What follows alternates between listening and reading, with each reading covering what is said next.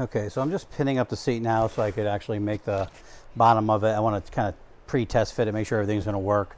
Pull our flaps in, make sure that's going to look good. I think we're good to go here. I'm just going to mark the bottom of it, make the bottom piece, and then we can put it together and see what it looks like. Fingers crossed. Now that the cover is done, we are going to go put it back on, or put it on for the first time and see what it looks like. All right, so the cover appears to be going on fairly well. And it looks better than I thought it was going to look. Just going to heat it up, staple it, and see what it looks like.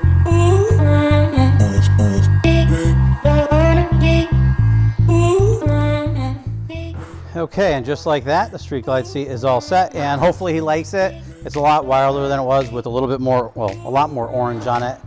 And we did the ostrich down the center.